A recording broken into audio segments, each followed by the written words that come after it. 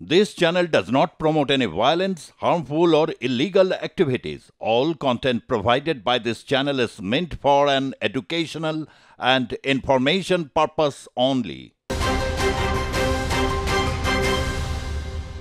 নমস্কার, আপনাদের সকলকে স্বাগত জানিয়ে শুরু করছি আজকের পর্বের জনমত। আমি সুজিত চট্টোপাধ্যায় রয়েছি আপনাদের সঙ্গে।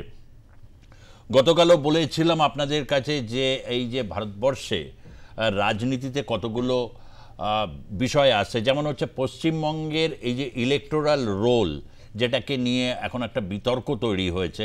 তৃণমূল কংগ্রেসের এক ধরনের বক্তব্য, এবং গতকাল আপনাদের বলেছি যে প্রচুর পরিমাণে বাংলাদেশ এবং রোহিঙ্গা, যেটা ভারতীয় জনতা পার্টি বারবার করে করেছে, 18 লক্ষর মতো তারা চিহ্নিত করেছেন। তার ডকুমেন্টস তারা পাঠিয়েছেন নির্বাচন কমিশনের কাছে।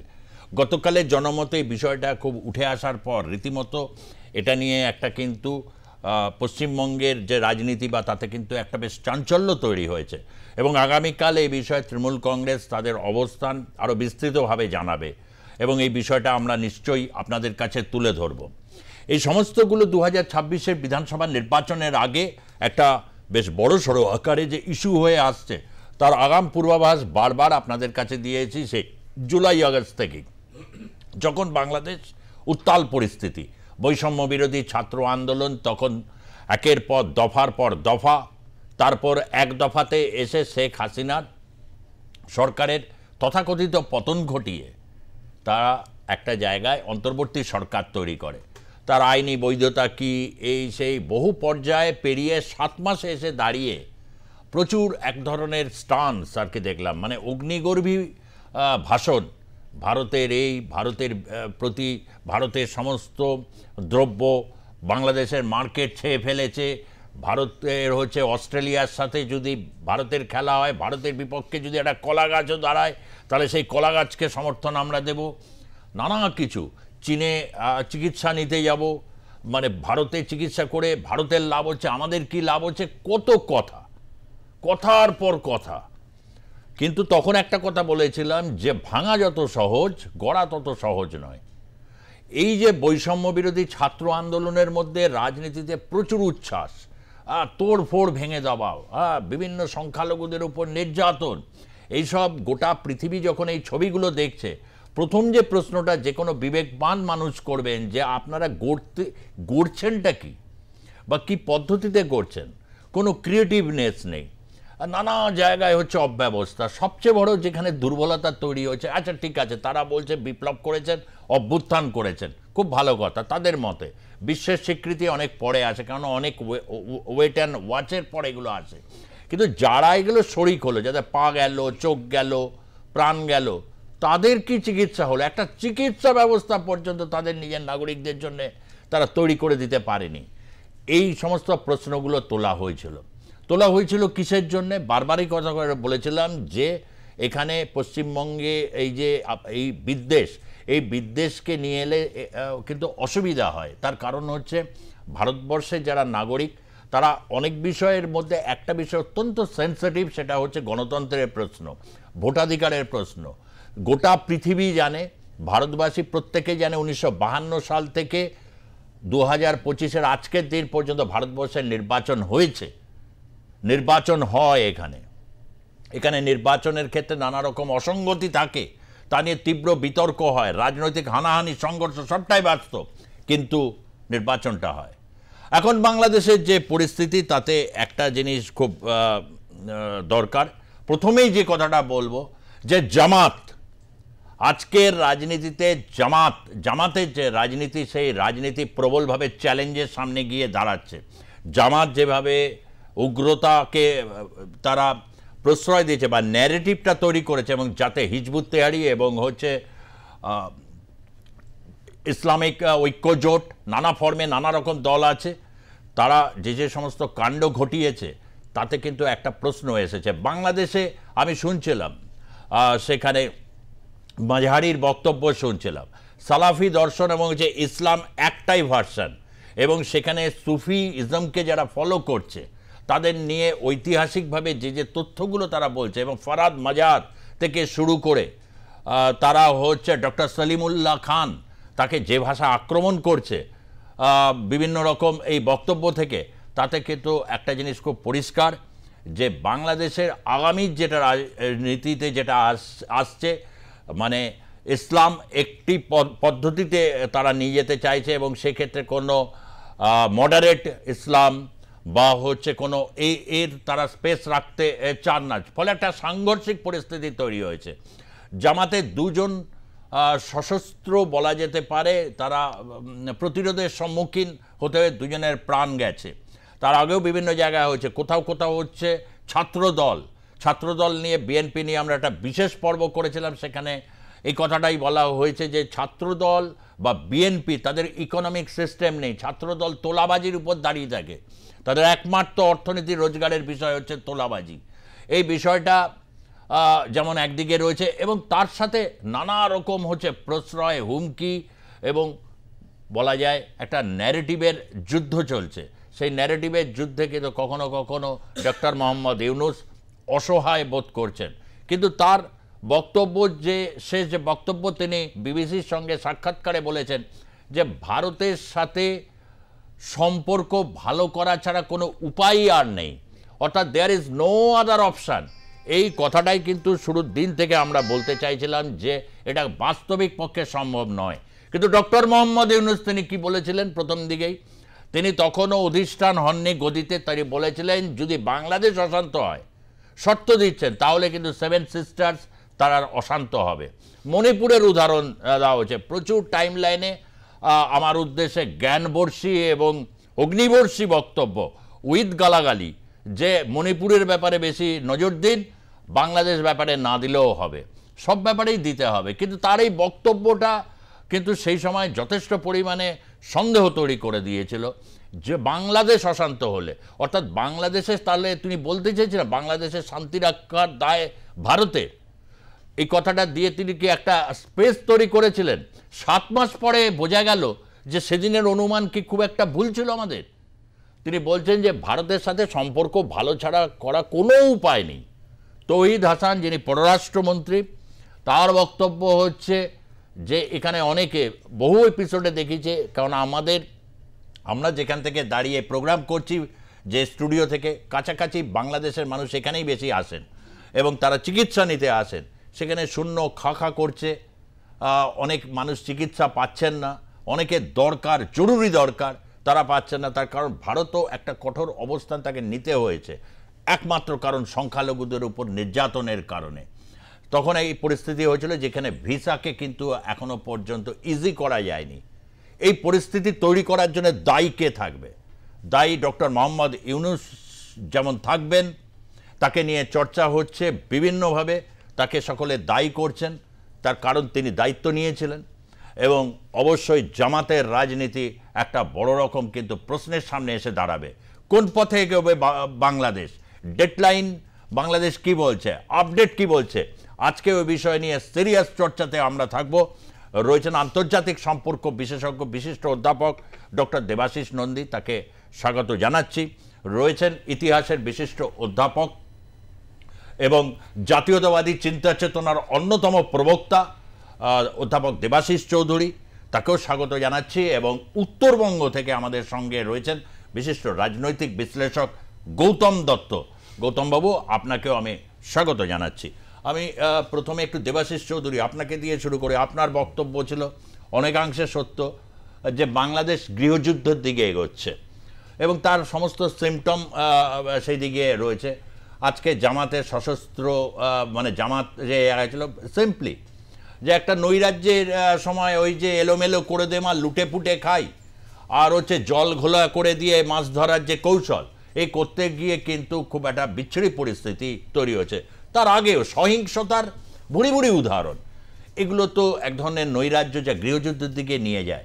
কোথাও একটা জায়গায় কি সত্যি এবার ভয় পেয়ে গেছেন ডক্টর ইউনূস? না হলে তার ভারতের সাথে সম্পর্ক এটা হচ্ছে ঐতিহাসিকভাবে সত্য এবং এছাড়া কোনো উপায় নেই, এই কথাটা যখন পড়ছে তখন কি তিনি now he is in surrendering mood? এখানে মানে একটা একটু লং টার্ম অ্যানালিসিসও করা যেতে পারে, আর তাৎক্ষণিক একটা মানে জাস্ট পলিটিক্যাল অ্যানালিসিসও করা যেতে পারে। দেখুন, লং টার্ম অ্যানালিসিসে এটা একটা কথা ছিল, খুব সম্ভবত অ্যাটলি বা চার্চিলের কথা ছিল, যে ভারত যখন ভাগ হয় 47-এ, তখন ব্রিটিশ আর্মি সেটা পাকিস্তান পেয়েছিল, আর ব্রিটিশ বিউরোক্রেসি আমলাতন্ত্র সেটা ভারতবর্ষ পেয়েছে। আমরা সেটার চিহ্ন দেখতে পাচ্ছি। পাকিস্তানে বারবার মিলিটারি শাসন হয়েছে, মিলিটারি আধিপত্য হয়েছে, আর ভারতবর্ষে আমাদের যে আইএস, যেটা Indian administrative service, Indian police service, foreign service, আমাদের ইউপিএসসি, যেটা আমাদের আমলাতন্ত্রের যে পরিকাঠামো, সেটা ভারতবর্ষের ব্যাকবোন হয়ে দাঁড়িয়েছে। তো ভারতবর্ষ আমলাতান্ত্রিক একটা গণতন্ত্রের মধ্যে রয়েছে, আর পাকিস্তান মিলিটারি শাসনের মধ্যে রয়েছে। বাংলাদেশ যে কি পেয়েছে ভগবান জানে। কেননা the tragedy of Bangladesh is, বাংলাদেশে কখনো একটা ভাইব্রেন্ট মিডল ক্লাস তৈরি হয়নি। যে মিডল ক্লাসের মধ্যে ডাক্তার থাকে, উকিল থাকে, ইঞ্জিনিয়ার থাকে, ব্যারিস্টার থাকে, ভালো ভালো রাইটার থাকে, সায়েন্টিস্ট থাকে, সাংবাদিক থাকে, সেরকম একটা মুক্তমনাও থাকে। এই ভাইব্রেন্ট মিডল ক্লাসের মধ্যে থেকেই বিউরোক্রেসি তৈরি হয়। এই ভাইব্রেন্ট মিডল ক্লাসের মধ্যে থেকেই এন্টারপ্রেনার্স, বিজনেস, ট্রেড, কমার্স, একটা ফিউচারিস্টিক সমাজ, যাকে মার্কসিস্ট বুর্জুয়াজি বলা হয়। বুর্জুয়া না থাকলে সোশ্যাল ডেমোক্রেটিক যে ডেভেলপমেন্টগুলো, প্রোগ্রেসের যে মানচিহ্নগুলো, একটা বুর্জুয়াজি না থাকলে কঠিন। একদম ডাইরেক্ট তো জাম্প করা যায় না। আমরা সোভিয়েত এক্সপিরিয়েন্স দেখেছি, উইদাউট বুর্জুয়াজি সোভিয়েত এক্সপিরিয়েন্সটা আলটিমেটলি ফেল করলো। সেই জন্য একটা মিডল ক্লাসের দরকার হয়। সেই মিডল ক্লাসটা বাংলাদেশে নেই। ফলে বাংলাদেশে নিছক যেটা হয়েছে, সবসময় পাওয়ার পলিটিক্স হয়েছে। যে ক্ষমতা এসছে সে আগের যে ছিল তার পুরো চিহ্ন মুছে দেওয়ার চেষ্টা করেছে। 1975-এ মুজিবুর রহমানকে ওর ফ্যামিলিকে মেরে ফেলা হলো। তারপরে জিয়াউর রহমানের তার ওয়াইফ খালেদা জিয়ার তার সব চিহ্ন মুছে ফেলার চেষ্টা করা হলো। খালেদা জিয়ার ছেলে এখনো বাংলাদেশে ফিরতে পারছে না। যদি কেয়ারটেকার গভর্নমেন্ট হয়, বিএনপি যদি কনফিডেন্ট হয়, ইলেকশন যদি অনিবার্য হয়, তাহলে কেন খালেদা জিয়ার ছেলে সে বাংলাদেশে ফিরছে না? বিএনপির লিডারশিপ নেই বিএনপির কাছে, কারণ মিডল ক্লাস নেই। আর তাৎক্ষণিকভাবে এখন যেটা ইমিডিয়েট যেটা সিচুয়েশন, সেখানে দেখেছে যে আমেরিকার রেজিম চেঞ্জ হয়েছে, ট্রাম্প ডিপ স্টেটের পেছনে হাত ধুয়ে পড়ে গেছে। আর বিগত যেটা মোদি ও ট্রাম্পের যেটা জয়েন্ট যেটা কনফারেন্স হলো, সেখানে একটা জিনিস খুব গুরুত্বপূর্ণ অন্যান্য বিষয়ের মধ্যে দিয়ে, সেটা হচ্ছে যখন বাংলাদেশের উপরে প্রশ্ন করা হলো, তখন ট্রাম্প পরিষ্কার করে বলে দিল যে বাংলাদেশের বিষয়ে যা ডিসিশন নেওয়ার সেটা ভারতের প্রধানমন্ত্রী উনি নেবেন। কারণ ভারতের সঙ্গে কয়েকশো বছরের বাংলাদেশের একটা সম্পর্ক আছে। উনি যা ট্রাম্প সাহেব যা ইতিহাস বুঝেছেন, যা ইতিহাস জানেন সীমিত, কয়েকশো বছরের ইতিহাস নয়, বাংলাদেশ তো ভারতেরই অঙ্গ ছিল। তো যাই হোক, উনি যা বুঝেছেন সেইভাবে বলেছেন যে বাংলাদেশের বিষয়টা আমি ভারতের প্রধানমন্ত্রীর উপরে ছেড়ে দিলাম, ট্রাম্প বলেছে। তার মানে ভারত সরকার একটা মোটামুটি ব্ল্যাঙ্ক চেক ট্রাম্প অ্যাডমিনিস্ট্রেশনের কাছে পেয়ে গেছে। এটা অবশ্যই বুঝতে পেরেছেন মোহাম্মদ ইউনূস। এবং শেখ হাসিনা যে ভারতবর্ষে এখনো আছেন, এবং শেখ হাসিনাকে নিয়ে ওরা কোনো গ্লোবাল মুভমেন্ট করতে পারেনি। ওরা ধানমন্দির বাড়িটা ভাঙলো, কতগুলো সেল ফেল কোথাতে কি আবিষ্কার করলো, এখানে নাকি কত টর্চার হতো, টর্চার চেম্বার ইত্যাদি অনেক কিছু চেষ্টা করলো। শেখ হাসিনার বিরুদ্ধে কত এফআইআর, কোর্টে কেস, অনেক কিছু করেছে। কিন্তু আন্তর্জাতিকভাবে যে একটা শেখ হাসিনাকে মেলাইন করা, বা ওনাকে যে একটা ডিসক্রেডিট করা, বা আওয়ামী লীগের সাপোর্ট বেসটাকে নষ্ট করা, সেটা করতে পারেনি। কারণ আওয়ামী লীগ, আমি বলেছি বারবার, যে একটা বাংলাদেশের মধ্যে তিনটে বাংলাদেশ আছে। একটা 71 যুদ্ধ, মুক্তিযুদ্ধ, ভাষা আন্দোলনের বাংলাদেশ আছে, একটা জামাতি জিহাদিদের বাংলাদেশ আছে, আর একটা মুজিবুর রহমানের তাকে ভক্তি শ্রদ্ধা করে একটা বিরাট অংশ, সেই বাংলাদেশও আছে। তো তিনটে বাংলাদেশের মধ্যে সংঘর্ষ। ওরা শেখ হাসিনাকে ওরা ঠিকভাবে কন্ট্রোল করতে পারছে না। ওনার বিরুদ্ধে আন্দোলন করেছে, ওনার লেগেসিটাকে ভাঙার চেষ্টা করেছে। এটা সত্যি কথা, শেখ হাসিনার লাস্টের দিকে ডেমোক্রেসি পুরো বিপন্ন ছিল বাংলাদেশে, কিন্তু সেটাকে ওরা পলিটিক্যালি ক্যাপিটালাইজ করতে পারেনি। কেন? জামাতি জিহাদিদের হাতে চলে গেছে। মোহাম্মদ ইউনূস যদি দ্রুত গতিতে ইলেকশন ডিক্লেয়ার করতো, তাহলে শেখ হাসিনার বিরুদ্ধে যেই অভিযোগগুলো নিয়ে অভ্যুত্থানটা হলো, যে উনি নন ডেমোক্রেটিক, উনি ইলেকশন করাচ্ছেন না, উনি টাকা তজরুবি করছেন, কারাপ্ট রেজিম, এটসেট্রা এটসেট্রা, এগুলো সব মুছে যেত যদি সঙ্গে সঙ্গে ইলেকশন করাতো। মোহাম্মদ ইলেকশন করাতে পারেনি। তাহলে যেই অ্যালিগেশনের ভিত্তিতে ওরা অভ্যুত্থানটা করেছিল, সেই একই দোষ, একই অ্যালিগেশন এখন মোহাম্মদ ইউনূসের উপরে রয়েছে। তার লোকজন সাঙ্গো পাঙ্গরা লুটপাট করছে, তারাও পাওয়ার পলিটিক্স করছে, তারাও ভিকটিম কি বলে ভিনডিকটিভ পলিটিক্স করছে। শেখ হাসিনা যদি খালেদা জিয়ার লেগেসিকে নষ্ট করে থাকে, এরাও ধানমন্ডির বাড়ি ভেঙে দিয়েছে, বঙ্গবন্ধুর ঘোষণা দিয়ে ভেঙেছে, বুলডোজার। আর এই পরিস্থিতিতে জামাত ঢুকে গেছে। আর জামাত যে এত পাওয়ারফুল হয়ে গেছে, আমার মনে হয় না মোহাম্মদ ইউনূস বুঝতে পেরেছেন। উনি বিদেশে থাকতেন, ওনার আইডিয়া ছিল না যে জামাত এত শক্তিশালী হয়ে গেছে। বিএনপির লোকেরা বুঝতে পারেনি জামাত এত শক্তিশালী হয়ে গেছে এতদিন ধরে। এখানে শেখ হাসিনার জন্য একটা প্রশ্ন ছিল, থাকবেই, যে ওনার এত 15, 16, 20 বছরের রেজিমে জামাত কি করে এত শক্তিশালী হলো শেখ হাসিনার রেজিমে, এটা ওনাকেও ফেস করতে হবে। আর এখন যে পরিস্থিতি দাঁড়িয়েছে, যদি আজকে ভারতবর্ষ যদি একটুখানি যদি উদ্যোগ নেয়, শেখ হাসিনাকে যদি সেফলি যদি পৌঁছে দিতে পারে, শেখ হাসিনা যদি ইলেকশন হয়, শেখ হাসিনা আবার জিতে যাবে বাংলাদেশে, এমন একটা পরিস্থিতি।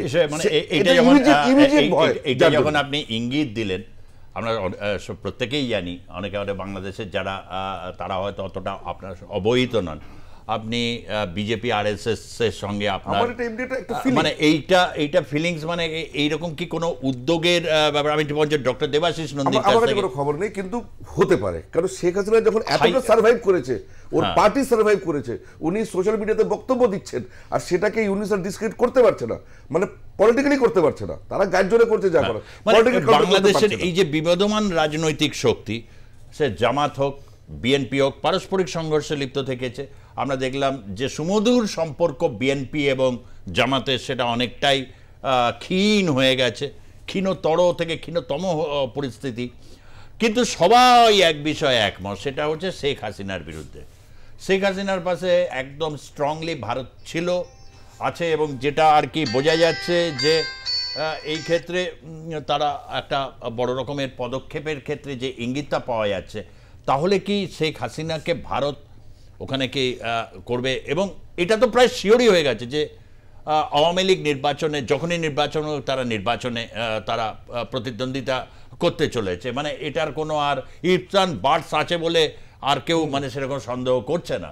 এরকম একটা অবৈধ ঘোষণা করতে পারলো না, চেষ্টা করে করতে পারলো না। সেই জায়গায় কি আগামী দিনে জামাতের উপর বা ইসলামিক ঐক্য জোট একটা বড় রকমের একটা মানে চাপের সামনে গিয়ে দাঁড়াচ্ছে, মানে জনতার প্রতিরোধের সামনে কি তাদের আগামী দিনে পড়তে হতে পারে?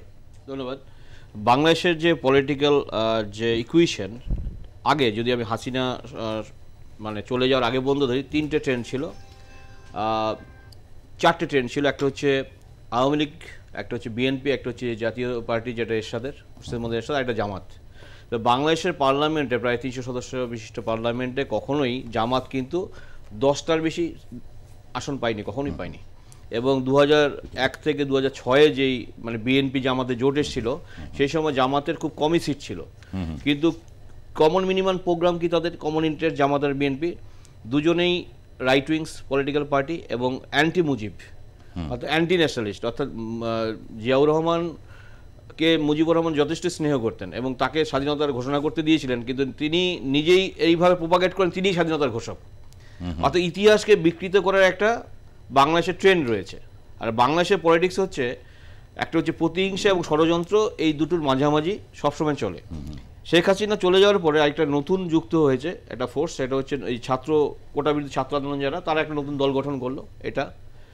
এবং এই অবস্থায় আপনি যেটা খুব সংগতভাবে প্রশ্ন তুলেছেন যে শেখ হাসিনা এত চাপ সত্ত্বেও কিন্তু টিকে আছেন, এবং তিনি কিন্তু তার যে কর্মীদেরকে উদ্বুদ্ধ করছেন। সোশ্যাল মিডিয়া নিজস্ব গ্রুপ আছে আমি যতটুকু শুনেছি, এবং তার ছেলে জয় আমেরিকাতে আছেন, তার সাথেও কিন্তু ভালো নেটওয়ার্ক আছে বাংলাদেশের আওয়ামী লীগ নেতাদের, এবং তারা কিন্তু বিগত 1 মাস ধরে রাস্তায় নামছেন, মিছিল করছেন। এবং এখনও যদি ভোট হয়, আমি যতটুকু বাংলাদেশের অধ্যাপকদের সাথে যতটুকু টাচ আছে, একাডেমিক শিয়ানদের সাথে, মানুষদের সাথে, তারা বলে এখনও যদি ভোট হয় আওয়ামী লীগের একটা বড় চান্স আছে। কিন্তু আওয়ামী লীগকে প্রতিহত করার জন্য তারা বিভিন্ন পদক্ষেপ নিচ্ছে, ব্যান করার কথা ভাবছে তারা, যদিও পারেনি, এবং এই ষড়যন্ত্র চলছে। ইলেকট্রাল রুলস মডিফাই করে, রাইট। এবং দ্বিতীয়ত একটা বিষয় খুব গুরুত্বপূর্ণ, সেটা হচ্ছে যে জামাত এবং বিএনপির মধ্যে যে মধুচন্দ্রিমা ছিল সেটা কিন্তু অনেকটা ক্ষীণ হয়ে গিয়েছে। কারণ যেই প্রতিশ্রুতি দিয়ে জামাতকে বিএনপি জামাতকে বলে যে তোমরা আমাদের সাথে থাকো, তাহলে আমরা হাসিনাকে উৎপাটন করানোর পরে আমরা মিলিজুলি সরকার গঠন করব। কিন্তু আমরা যদি দেখবেন কিছুদিন পরে অসুস্থ খালেদা জিয়া বিদেশে চিকিৎসা করতে গেলেন, আবার চলেন, কিন্তু তারেক জিয়া কিন্তু ফিরতে পারছে না, তার উপর থেকে কেস তুলে নেওয়া হয়েছে।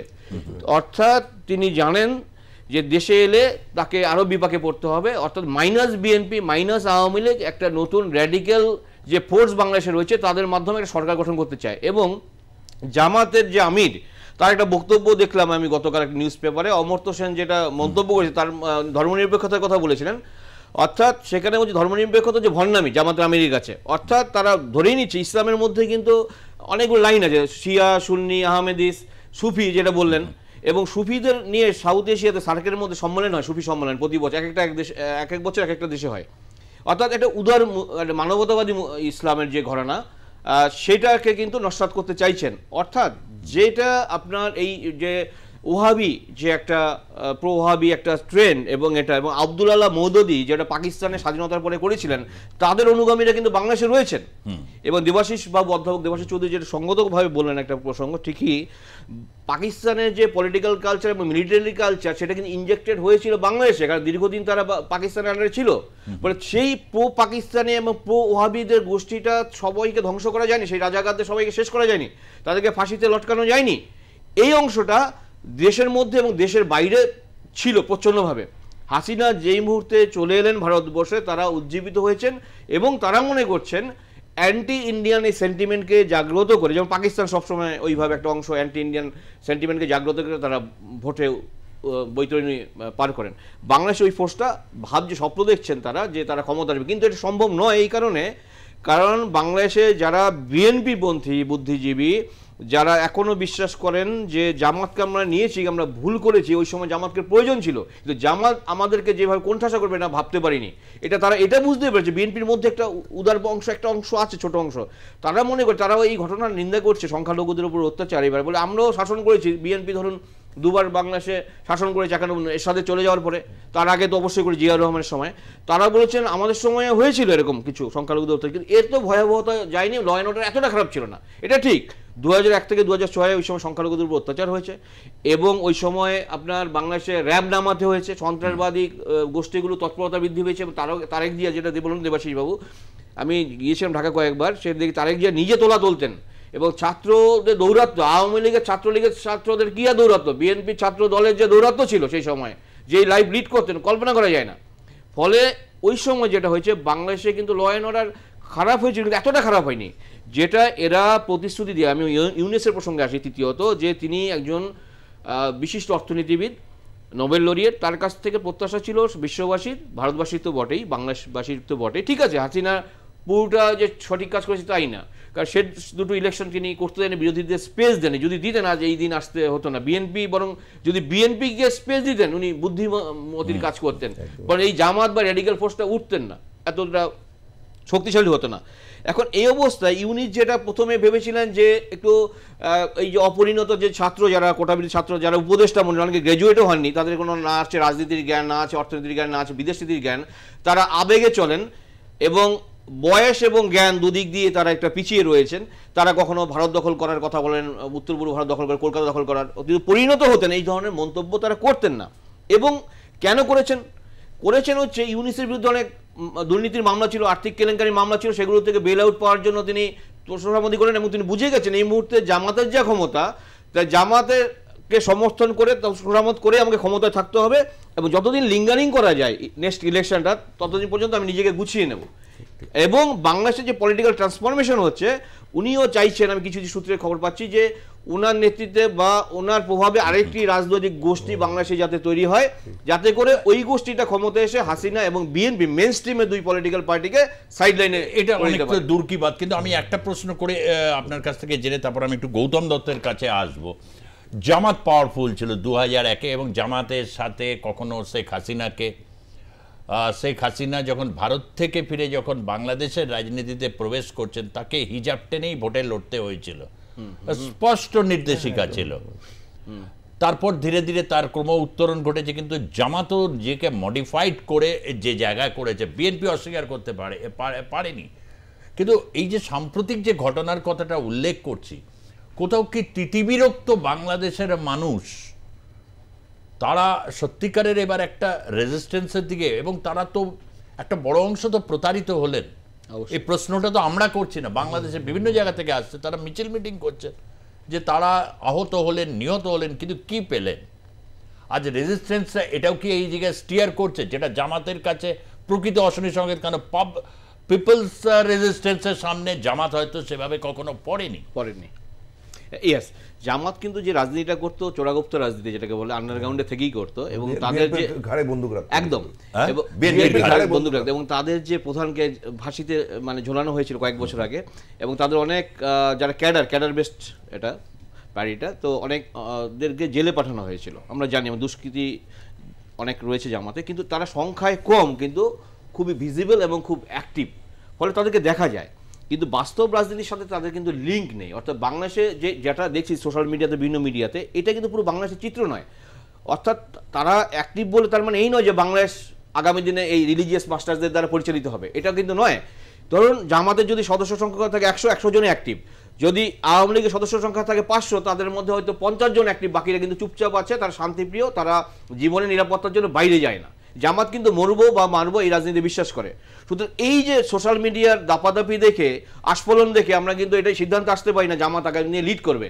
তারা কেন দেরি করছে? এইভাবে বিভিন্ন মেকানিজমগুলোকে চেঞ্জ করবে, তারা করে সংবিধান সংশোধন, বর্ণন, অ্যাডমিনিস্ট্রেটিভ রিফর্ম করে তারা এমনভাবে করবে যাতে করে ইলেকশনটা ঠিক না হয়, এবং ইলেকশন হলেও মেইন স্ট্রিমের দলগুলো পার্টিসিপেশন না করতে পারে, সেই সুযোগে তারা ক্ষমতা দখল করবে। বকলমের শরিয়ার রুলটা লটা আনতে পারে কিনা সেটা চেষ্টা করছে, এই জন্য লিঙ্গারিং করছে, চেষ্টা অনেকদিন ধরে করছে, কিন্তু পুরোপুরি সফল হতে পারবে না, তারা মানে করা মুশকিল আছে। বাংলাদেশের হিস্ট্রিতে এটা খুব খুব একটা ইউনিক ব্যাপার।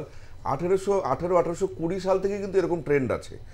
আমরা ফরাজি আন্দোলনটা ভুলে যাই, বাংলাদেশের ইস্টবেঙ্গলই ছিল, ফরিদপুর, ঢাকা, বরিশালের ছিল ফরাজি আন্দোলন। হাজী শরীয়তুল্লাহ হজ করে এসে উনি প্রথম ওয়াহাবি সালাফি ইসলামের উদ্বুদ্ধ হলেন। তা না হলে ইস্ট পাকিস্তান বা ইস্ট বেঙ্গল যেটা বাংলাদেশ আজকে, সেটা সবসময় বুদ্ধিস্ট আর তারপরে একটা সুফি ইসলামের সবসময় পীঠস্থান। শেখ শাহজালালকে আমরা রাইট উইঙ্গাররা বা রাইট যাই বলুক, শেখ শাহজালালকে, কিন্তু শেখ শাহজালালও অতটা মানে মর্মান্তিক ইতিহাস নয় যতটা হাজী শরীয়তুল্লাহ বা ফরাইজিদের। কিন্তু ফরাইজি কিন্তু জায়গা পায়নি, মেইন স্ট্রিম বাংলাদেশের হিসেবে ফরাইজি আন্দোলন জায়গা পায়নি, কিন্তু ওরা জায়গা পায়নি। এই মরিয়া চেষ্টা। আমি গৌতম দত্ত আপনার কাছে আসছি। এই যে একটা জায়গা থেকে দাঁড়িয়ে কোথাও তৌহিদ হাসান তিনি বলছেন যে ভিসা সীমান্তবর্তী জায়গায়, উত্তরবঙ্গের একটা বড় সীমান্ত রয়েছে আমরা জানি, যে সীমান্তের জায়গাগুলো বা এখানকার সীমান্ত বা কলকাতা শহরে যারা বাংলাদেশ থেকে ভিসা নিয়ে আসতেন, মেডিকেল ভিসা সংখ্যা এতটা কম, আজকে চোখের নজরেই আর পড়ছে না তাদেরকে। এই পরিস্থিতির কোনো পরিবর্তনের ইঙ্গিত কি তখনই হতে পারে যে শেখ হাসিনার পুনর্বাসন যদি ঠিক মতো হয় বাংলাদেশের রাজনীতিতে, তাহলেই এই ব্যাপারটা মিটবে? তার কারণ ভারত তো প্রায় মানে একদম পুরো বলা যায় এক্সট্রিম এক্সটেন্ট অবধি গেছে শেখ হাসিনার প্রসঙ্গে। কি বলবেন?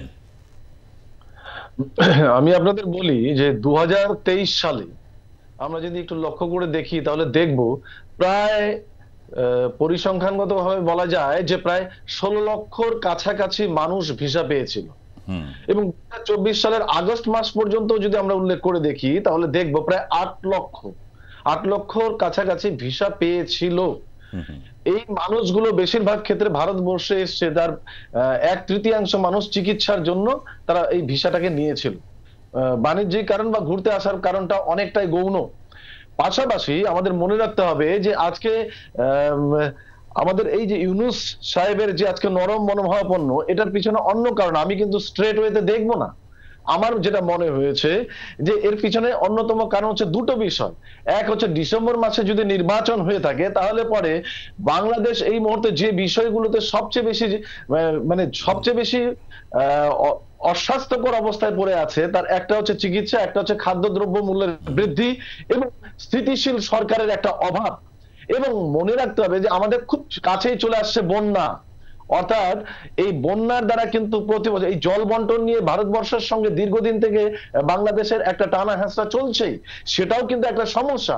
ফলত ইউনূস সাহেব চাইছেন যে আগামীতে যে কোনো সময় যদি এপ্রিলের মাঝামাঝি সময় যে কোনো সময় যদি থাইল্যান্ডে এই বিমস্টেক সম্মেলনটা হয়, সেখানে যাতে মোদির সঙ্গে একবার সামনাসামনি মুখোমুখি বসতে পারেন, তার একটা ক্ষেত্র প্রস্তুত তিনি করতে চাইছেন, যাতে করে ভারতের প্রতি তার একটা নরম মনোভাব নিয়ে কথা বলে যাতে সেই সময় সেই ক্ষেত্রটা প্রস্তুত থাকে।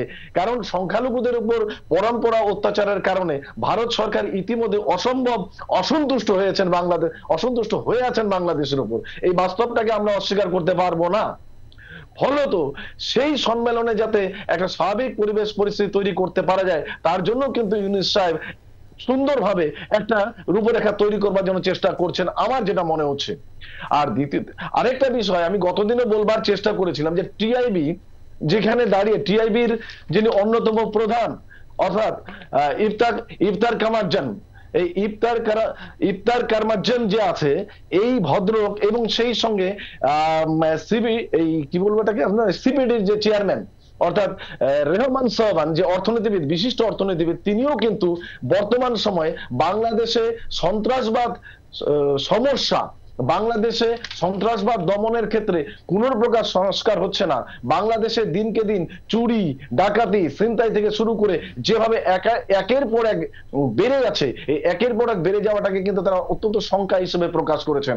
ফলত এই কথাগুলো কিন্তু বর্তমানে ডিসেম্বর মাসে যদি নির্বাচন হয়, এগুলো কিন্তু সমাজের উপর যথেষ্ট প্রভাব পড়বে বলে তিনি মনে করছেন।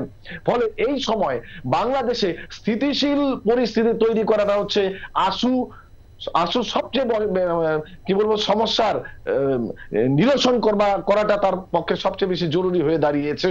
সেই জন্য তিনি ভাবছেন যে এই মুহূর্তে যদি আমি সেই কাজগুলোকে করতে পারি, কারণ অনেকেই যারা বলছেন যে ব্যানারের পরিবর্তন হয়েছে কিংবা ব্যক্তির পরিবর্তন হয়েছে, কিন্তু চরিত্রের পরিবর্তন কতটা হয়েছে এটা কিন্তু বাংলাদেশের মানুষ মেনে নিতে পারছে না। মোরাবার আপনি লক্ষ্য করে দেখবেন যে সমাজের বয়স্ক মানুষদের ব্যাপ্ত করবার একটা কৌশল কিন্তু অনেকভাবে পরিলক্ষিত হচ্ছে। জামাতের সঙ্গে বিএনপির সম্পর্ক অত্যন্ত খারাপ। শুধু তাই না, নতুন যে ছাত্ররা নিজেরা দল তৈরি করেছে জাতীয় নাগরিক পার্টি, এই জাতীয় নাগরিক পার্টির ভেতরটা কতটা অসার সেটা বোঝা যায় তাদের যখন ছাত্র সংগঠন কমিটি গঠন করা হয়, নিজেরা নিজেদের মধ্যে মারপিট করতে ব্যস্ত। এটা কিন্তু বিভিন্ন ইলেকট্রনিক্স মিডিয়ার মধ্যে দিয়ে গোটা বাংলাদেশের মানুষটা, ভারতবর্ষের মানুষও তা ইতিমধ্যে দেখে ফেলেছে। ফলে বাংলাদেশের মানুষও কিন্তু অনেকটা শঙ্কায় রয়েছে। এই জন্য কিন্তু ইউনূস সাহেবকে প্রচন্ড বেশি স্বাভাবিক পরিস্থিতি তৈরি করবার জন্য ভারতের প্রতি আগ্রহী মনোভাব দেখিয়েছেন। আমি আপনাদের এই চ্যানেলে বসেও বলেছিলাম যে বাংলাদেশের যিনি সেনাপ্রধান প্রথম থেকেই 5 আগস্টের পরে থেকে যদি আপনি লক্ষ্য করে দেখেন, আজ পর্যন্ত ভারত বিদ্বেষ কোনো কথা কিন্তু তার মুখে উচ্চারিত হয়নি। ফলে বাংলাদেশের সেনাপ্রধানকে সরাবার একটা কৌশল তো আছেই, এবং সেই কৌশলটাকেও কিন্তু তিনি সুকৌশলে খেলবার চেষ্টা করবেন। অনেকগুলো প্রেক্ষাপট তার সামনে দাঁড়িয়ে আছে। চিকিৎসা, খাদ্য, দ্রব্যমূল্য বৃদ্ধি, স্থিতিশীল সরকার তৈরি করতে গেলে ভারতের সঙ্গে সুসম্পর্ক বজায় রাখতে হবে, এবং বিমস্টেক সম্মেলনে যাতে মোদিজির সঙ্গে মুখোমুখি বসবার একটা প্রেক্ষাপট তৈরি হয়, সেটা হচ্ছে তার দেবাশিস বাবু হয়তো ঠিকই এটা হয়তো সফল হবে। এটা একটা উদ্যোগ। ভারতও যেহেতু তৌহিদ হাসান বা বিবিসির এই কোনো প্রতিক্রিয়া দেখেন, এটা প্রতিক্রিয়া দেখাবার মতো পরিস্থিতিও নয়। কিন্তু একটা বিষয় রয়েছে, এই যে ঘটনার এই যে ভিসা না পাওয়া বারবারই হচ্ছে হিন্দুদের উপর, বৌদ্ধদের উপর, খ্রিস্টানদের উপর যে ধারাবাহিক অত্যাচার। হিন্দুর একটা দাবি ওখানে ছিল, যারা হিন্দুদের যে সম্মিলিত যে জোট, যাকে যে নির্মম দমনপীড়ন দিয়ে তাকে একেবারে গর্তে ঢুকিয়ে দেওয়া হলো, তাদের একটা দাবি ছিল 8 দফা দাবি। এই 8 দফা দাবির কোনোটা না মেনে নিলে ভারতের সাথে এই মুহূর্তে দাঁড়িয়ে সুসম্পর্ক, শুধুমাত্র বাণিজ্য, বাংলাদেশ ভারতের অখণ্ড বন্ধু, বিপদের বন্ধু, সেই পুরনো কাঁদুনিতে কি আজ চিড়ে ভিজবে বলে মনে হয়? দেখুন, এই 8 দফার দাবিটা যেটা বিষয়টা আপনি বলছেন, সেখানে একটা জিনিস আরেকটু একটা যে চিন্ময় প্রভু মহারাজ উনি এখনো উনি ভেতরেই আছেন, ওনাকেও ওনার বিষয়ে কোনো মন্তব্য কিছু করেননি। এখন মোহাম্মদ ইউনূস যদি এরপরে যদি চিন্ময় প্রভুর বিষয়ে কিছু তখন বোঝা যাচ্ছে যে কতটা এগোলেন উনি, এই যেটা আপনি বলছেন কতটা সিনসিয়ার বোঝা যাবে। কিন্তু বিষয়টা হচ্ছে যে বাংলাদেশে যেটা ল্যাক অফ মিডল ক্লাস, ওই ল্যাক অফ মিডল ক্লাসটা নিঃসন্দেহে এটা খুব ভিভিডলি ওটা এই জন্য দিক হয়ে যাচ্ছে, কারণ বাংলাদেশে যা একটু যে মিডল ক্লাস আছে, school teacher, headmaster, BDO, clerk, কেরানি, এই যে অ্যাডমিনিস্ট্রেশনের মধ্যে, সেটা কিন্তু হিন্দু। বড় অংশ আছে। এটা একটা বিরাট বড় কন্ট্রাডিকশন হয়ে যাচ্ছে। ওরা যেই ধরনের ইন্টেলিজেন্সে বা যেই ধরনের বাংলাদেশ তৈরি করার চেষ্টা করছে, সেখানে ওদের তাহলে নিজস্ব ওদের একটা মধ্যবিত্ত সমাজ দরকার হবে। সেই সমাজকে বাদ দিয়ে ওরা কি করে বাংলাদেশ তৈরি করবে? আর যে ধরনের পলিটিক্যাল দাবি দেওয়া বা যে ধরনের পলিটিক্যাল ম্যানুভারিং হচ্ছে, বাংলাদেশ মূলত পাওয়ার পলিটিক্সের একটা রেলেমের মধ্যে আছে। দাদা বলতে পারে ভালো করে, সবসময় পাওয়ার পলিটিক্সের রেলেমের মধ্যে আছে। কোনো আইডিওলজি কাজ করছে, কোনো মতাদর্শ কাজ করছে, বা মানুষজন মোবিলাইজ হচ্ছে কোনো মতাদর্শের জন্য, এটা একমাত্র জামাত একমাত্র যে কোনো আইডিওলজি দিতে পারছে। আদারওয়াইজ এটা খুব অদ্ভুত বিষয়। আওয়ামী লীগ যেই মতাদর্শ যে আইডিওলজি দিচ্ছে, সেখানে খুব লিমিটেড মোবিলাইজেশন করছে। বিএনপি যে বার্তাটা দিচ্ছে খুব লিমিটেড, মোটামুটি একই রেলেমের মানুষ মোবিলাইজ হয়।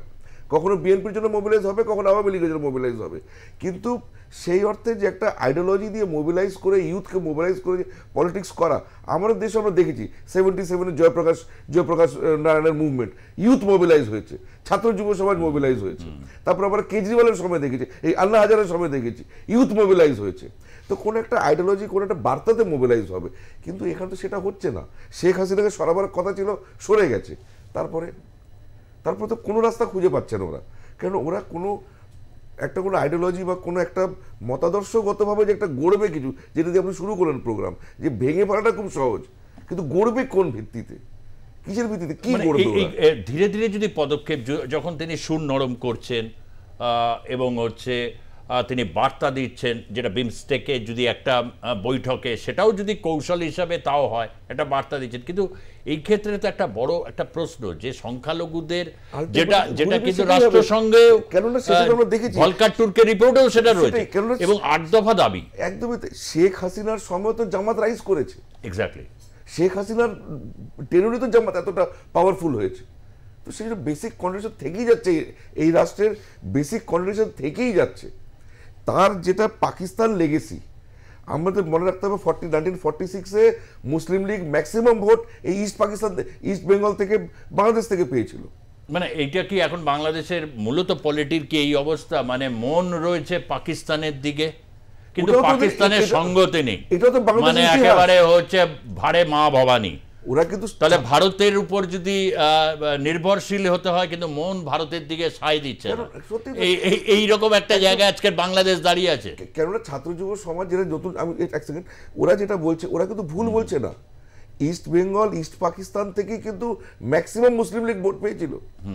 পাকিস্তানের দাবি ম্যাক্সিমাম ওখান থেকে এসেছিল। তো ওটাও তো বাংলাদেশের হিস্ট্রির মধ্যেই পড়বে, ওটা যে পাকিস্তান তৈরি করাতে ওদের অবদানটা অনেক বেশি, সবচেয়ে বেশি ছিল। মানে মুসলিম লীগের প্রস্তাবনা, মুসলিম লীগের জন্ম তো ঢাকায় হয়েছে, 1906 সালে মুসলিম লীগ ঢাকাতে তৈরি হয়েছে। এটাও তো বাংলাদেশের ইতিহাস থাকবে। ওরা তো বেশি ভুল বলছে না ওরা। তো ওরা পাকিস্তানের হিস্ট্রিটা ধরবে, 1971-এর ভাষা আন্দোলনের হিস্ট্রিটা ধরবে, ওরা কোন হিস্ট্রি ধরবে? ওদের তো আইডেন্টিটি ক্রাইসিস দেশটার। এটা তো গভীর সংকট, যে থেকে পরিত্রাণের উপায় বা ভারত কিভাবে দিতে পারে। একদমই, তো আমরা কি দিতে পারি এর মধ্যে? আমরা স্টুডিওতে এই মুহূর্তে যেখানে বসে আছি, এর ঠিক ব্যাক সাইডে কিছু কয়েক মিটার গেলেই মৌলানা আজাদ কলেজ, যেখানে পড়েছিলেন মুজিবুর রহমান, এবং তার যে ঘরে থাকতেন ঘরটিও আছে। কারণ এই মুজিবুর রহমান পড়াশোনা করতে ছাত্র রাজনীতির প্রথম দিকে তিনি কিন্তু মুসলিম লীগেই ছিলেন, পরবর্তীতে আওয়ামী লীগ গঠন করেন। অর্থাৎ অধ্যাপক চৌধুরী যেটা বললেন ঠিকই, প্রথম দিকে একটা মুসলিম লীগের প্রতি একটা ছিল, পরবর্তীকালে উনি নিজের ক্যারিজম্যাটিক পার্সোনালিটি দিয়ে একটা প্রমাণ করলেন আর ন্যাশনালিজমটা, বেঙ্গলি ন্যাশনালিজমটা বেশি প্রয়োজন, এবং তিনি সফলও হয়েছিলেন। তাই ইউনাইটেড করতে পেরেছেন সারা বাংলাদেশের জনগণকে, এটা চলেছিল। এখন হাসিনা সম্পর্কে একটা ন্যারেটিভস যেটা আমি মানে শুনছি চারিপাশে, যেটুকু আমার পড়াশোনা, সেটা হচ্ছে উনি ওভারসেল করে ফেলেছেন মুজিবুর রহমানকে। সব সময় শেষের দিকে আমার পিতা, এই জাতির পিতা, জাতির মাতা, মানে এগুলো বেশি একটা জিনিসকে যখন বেশি ওভারসেল করা হয় না, সেটা গুরুত্বটা হারিয়ে যায়। যে এই যে ইউথরা চাইছে, ঠিক আছে দেশীয় আবেগ তো আমাদের মধ্যে আছে, কিন্তু আমাদের চাকরি কোথায়, আমাদের অর্থনৈতিক প্রবৃদ্ধি কোথায়? এবং অর্থনৈতিক প্রবৃদ্ধি হয়েছিল ঠিক হাসিনার সময়, লিস্ট ডেভেলপ কান্ট্রি থেকে একটা ডেভেলপিং কান্ট্রিজ হয়েছিল, কান্ট্রিতে পরিণত হয়েছিল, এটা ঠিক। পাশাপাশি কি হয়েছিল, বাংলাদেশে দুর্নীতি কিন্তু প্রচুর বেড়ে গিয়েছিল। যে উনি স্বচ্ছ ভাবমূর্তির কথা বলতেন ঠিকই, কিন্তু ওনার যে নেতৃবর্গ ছিলেন ক্যাবিনেটে, সবার বিরুদ্ধে প্রায় অভিযোগ ছিল কিন্তু।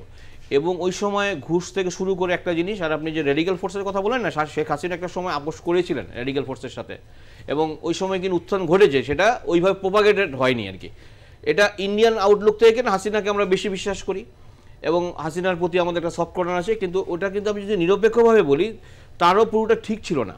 হ্যাঁ, ভারতের এটা অনেকেই বলতে চান না, ভারতের এবং intelligence রয়ের বা রয়ের যে ভূমিকা পুরো ফেল বলতে হবে, কতগুলো জায়গা ফেল করেছে করেছে যে এই রকম একটা এত বড় পরিস্থিতিকে একটা কিভাবে ষড়যন্ত্র tackle- চলছিল, এটা তো মানে এত একটা মাস মুভমেন্ট হতে যাচ্ছে হাসিনার বিরুদ্ধে, তো এটা তো রয়ের উচিত ছিল, রয়ের ইনফরমেশন থাকার রেডারের মধ্যে থাকা উচিত ছিল। ইনফরমেশনও তো থাকলেও এখন ব্যাপারটা হচ্ছে যে অনেক ক্ষেত্রে এটা কমব্যাট মেকানিজম, তো ভারত গিয়ে কমব্যাট মেকানিজম ভারত করবে না, অনেক ভারত ক্ষেত্রে কখনোই করে, বালুচিস্তান আমরা ডিরেক্ট করি না, করাই। এইটা শেখ হাসিনারও যেরকম একটা কনফিডেন্স, তিনি যেটা বলবেন সেটাই হবে, দীর্ঘদিন ক্ষমতায় থাকলে একটা অটোক্রেসি।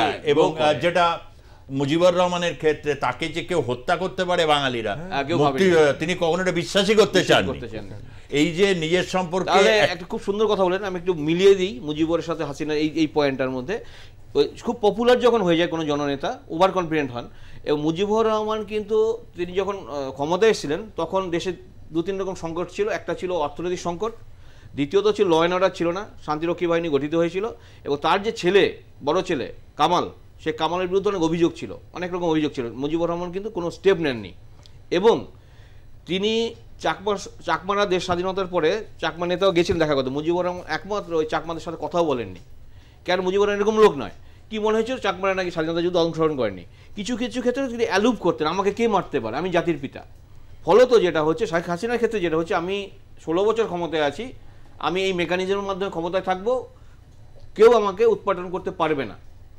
এবং এই রিপিটিশন কিন্তু তার সাথে হতো, তাকে তো হত্যাই করতো। যদি তিনি আরো 8 ঘন্টা পরে বেরোতেন, তাকে হত্যা করে ফেলতেন। দেখেছি আমরা জনগণের সেনা প্রধান দুঃসম্পর্কে জামাই ছিল বলে, একদম বাংলাদেশের সেনা প্রধান, একদম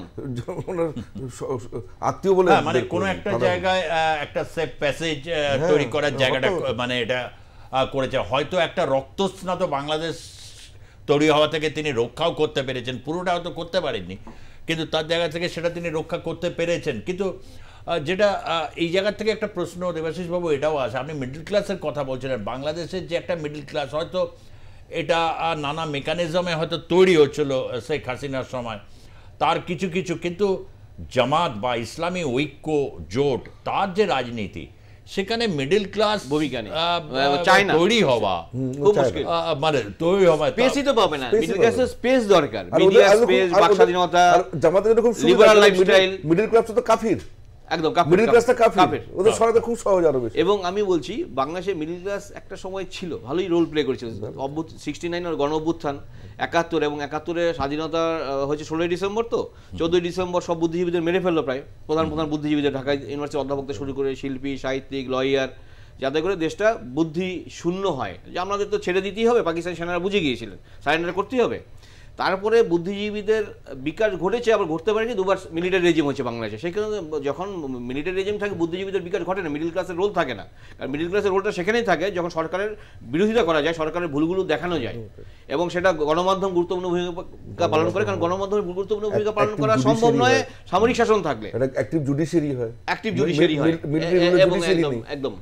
এবং এটাও দেখা গেছে এই ফেজটায় আমরা যদি দেখি বিভিন্ন জায়গায়, আমি অনেকের নাম বলা যেতেই পারে, কিন্তু এই মুহূর্তে সে নামগুলো হয়তো বলছি না, বহু এরকম রয়েছে ক্যান্টনমেন্টে বড় হওয়া, যারা হয়তো কেউ বিএনপি পরিবার, হয়তো বিএনপির, সে হয়তো আওয়ামী লীগ, বা আওয়ামী লীগ মানে তার যাদের হচ্ছে ক্যান্টনমেন্টে বড় হওয়া, বাবারা হচ্ছে আর্মি অফিসার, তাদের বাড়ির ছেলেমেয়ে, এদের কিন্তু একটা যে মিডল ক্লাসের যে একটা প্রগ্রেসিভ ভূমিকা থাকে, তাদের অনেকের মধ্যে কিন্তু এটাই যে মূলত তাদের একটা প্রবল চাপ তৈরি হয়েছে সংবাদ মাধ্যম, সেই জায়গা থেকে। আমি একটু গৌতম দত্ত আপনার কাছে আসছি, আগামী যে বিমস্টেকের এটা বললেন 8 দফা দাবি, বাংলাদেশের সংখ্যালঘুরা তারা তাদের কণ্ঠ তারা রুদ্ধ করে, বহু অপমানিত হয়ে, এবং এই ফেজে সম্পত্তি জানমালের লুটপাট হওয়া থেকে শুরু করে, আর হচ্ছে এই ধর্ষণ, গণধর্ষণের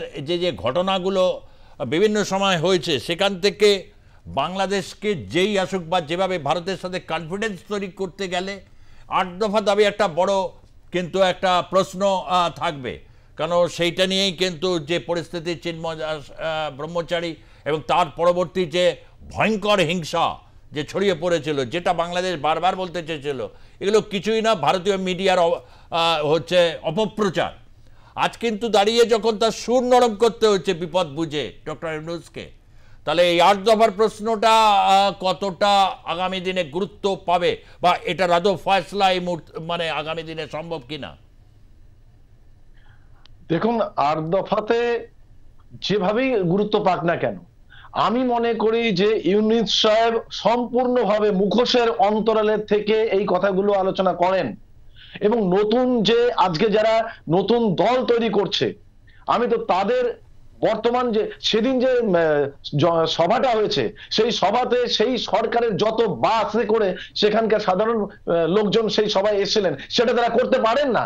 সরকার থেকে তারা তখন বেরিয়ে গেছেন, বেরিয়ে গিয়ে নতুন একটা দল তৈরি করছেন। সেই অবস্থায় সরকারি বাসকে কি করে তারা ব্যবহার করে, হচ্ছে কিংস পার্টি, এবং প্রেস কনফারেন্স করছেন, তার পাশে প্রেস সেক্রেটারি বসে আছেন। এইভাবে তারা বক্তব্য রাখতে পারেন না। তারা ফ্যাসিস্ট হাসিনাকে সরাবার কথা বলছেন মুখে, কিন্তু তারা পাশাপাশি দেখাচ্ছেন যে জাতীয় সঙ্গীত পরিবর্তন করতে হবে। তারা ফ্যাসিস্ট হাসিনাকে সরানোর কথা মুখে বলছেন, পাশাপাশি দেখা যাচ্ছে সংবিধান পরিবর্তনের কথা বলছেন। এবং সমন্বয় নামটা আজকে বাংলাদেশের মাটিতে একটা আতঙ্কের কারণ হয়ে দাঁড়িয়েছে। এবং শুধু তাই নয়, ক্ষমতা থেকে রাজনীতি করা এক জিনিস, আর ক্ষমতার বাইরে রাজনীতি করতে করতে ক্ষমতায় আসা আর এক জিনিস। এটা হয়তো নাগরিক, এই জাতীয় নাগরিক পার্টির ছেলেরা বুঝে উঠতে পারেনি। মনে রাখতে হবে যে ক্ষমতায় থেকে রাজনীতি করা এক জিনিস, আর একটা রাজনীতি করতে করতে ক্ষমতায় আসা আর এক জিনিস। আমরা যদি বাংলাদেশের ইতিহাসটাকে অন্যভাবে একটু দেখি, একে ফজলুল হক থেকে শুরু করে, অর্থাৎ যুক্ত ফ্রন্ট থেকে শুরু করে, আওয়ামী মুসলিম লীগ থেকে শুরু করে, জিয়াউর হত্যাকাণ্ড থেকে শুরু করে, কিংবা এরশাদ 9 বছরের শাসনকালের পরে প্রায় 10 বছর সাজা প্রাপ্ত আসামি হয়ে থাকাকে কেন্দ্র করে দেখি, সর্বত্রই কিন্তু উল্টো রিয়েকশনটাই রয়েছে। বিএনপি বা আওয়ামী লীগকে বাদ দিলে পরে সেভাবে কিন্তু ক্ষমতার অলিতে বসবার ক্ষমতা কেউ হিসেবে তৈরি করতে পারেনি। এক, আর মনে রাখতে হবে এখনো কিন্তু আওয়ামী লীগ প্রায় 35 থেকে 38% ভোট ক্যারি করে। এখনো কিন্তু তাদের জনসংখ্যা 2 কোটি না হলেও প্রায় কাছে বেঁধে থাকবে তাদের জনসংখ্যা। এবং সামগ্রিক পরিবেশ পরিস্থিতির কারণে কিন্তু আওয়ামী লীগ আজকে অনেক বেশি সুসংহত হয়ে গেছে। আপনি যেটা বলতে চাইছেন পরিষ্কার হচ্ছে, একজন ডক্টর ইউনূস একজন অতীব ধূর্ত এক ব্যক্তি, একদম নিঃসন্দেহে অতীব ধূর্ত একজন ব্যক্তি, এবং যে পরিস্থিতি যে কারণে ইতিহাস বা হচ্ছে আজকে রাজনীতি বা ভবিষ্যৎ তিনি ধরা পড়ে গেছেন। চিন্ময় প্রভুর জন্য কোনো ইতিবাচক স্টেপ নিলে তো বোঝা যায় যে ওনাকে উকিল অ্যালাউ করবো, ওনার কোর্টের কেস লড়ার জন্য ওনাকে সাহায্য করা হবে, আইনি সহযোগিতা ছাড়ার কথা বলা হচ্ছে না। ওনাকে আইনি সহযোগিতা আমরা ব্যবস্থা করে দেবো। কোর্টে তো উকিল দাঁড়াতে পারছে না চিন্ময় প্রভু, তখন তো বোঝা যাবে। একদমই বিচার ব্যবস্থাকে ভুলুণ্ঠিত করে দেওয়া, আর যে গণতন্ত্রের উপাদানগুলোকে, বাংলাদেশ গণতন্ত্রের পথে চলতে গিয়ে বারবার তাকে হোঁচট খেতে হয়েছে, বারবার তার সামনে এত বড় বড় গাড্ডা তৈরি করা হয়েছে, যে কারণে তা অতিক্রম করতে গিয়ে বেগ পেতে হয়েছে, এত সহিংসতা, রক্তপাত, এবং হচ্ছে ধারাবাহিক সংখ্যালঘু নির্যাতনের যে রেকর্ড তারা করেছে, তা কিন্তু বিশ্বের বিভিন্ন দেশের ইতিহাসকেও কিন্তু চমকে দেওয়ার মতো। তাই এই বিষয়টা অত্যন্ত আগামী দিনের কাছে তার যে বোধোদয়, সেই বোধোদয়ের পেছনে কি কোনো আস্তিনে লুকোনো কিছু যদি অস্ত্র থাকে, ডক্টর ইউনূস তাকে চিনে নেওয়ার মতো সক্ষমতা ভারতবর্ষের যে কোনো জায়গায় রয়েছে। আর পশ্চিমবঙ্গের মানুষ কিন্তু অনেক আপনাকে খুব ভালো করে চিনে গেছে। আর সমন্বয়করা তো এরকম কচি বাচ্চা এখনো, ভারতবর্ষে তারা ভাবছে বিরাট কিছু করেছে। ভারতবর্ষে 80-র দশকে এরকম প্রফুল্ল মহান্ত থেকে শুরু করে তারা কিন্তু দেখিয়ে দিয়েছে, উদাহরণ অনেক আছে। কিন্তু আজ সময় এইখানেই শেষ। ধন্যবাদ ডক্টর দেবাশিস নন্দী আপনাকে, দেবাশিস চৌধুরী আপনাকে, গৌতম দত্ত, তিনজনকে ধন্যবাদ জানাচ্ছি। ধন্যবাদ আপনাদেরকেও যারা দেখলেন আজকের পর্বে জনমত। দেখতে থাকুন আর প্লাস নিউজ, সবার আগে সবার পাশে। ধন্যবাদ, নমস্কার।